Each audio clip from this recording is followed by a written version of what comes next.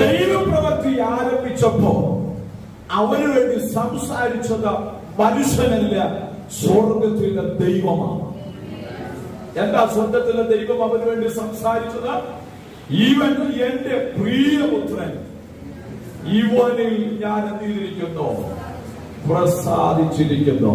ഇന്ന് പകൽ ആമേൻ ഈ വിശുദ്ധ സഭായോഗത്തിൽ പ്രാർത്ഥനയോടും ഉപവാസത്തോടും കൂടെയിരിക്കുന്ന ദൈവജനത്തോട് പരിശുദ്ധാത്മാവ് ഒരു ദൂത് വിളിച്ചു പറയുകയാണ്.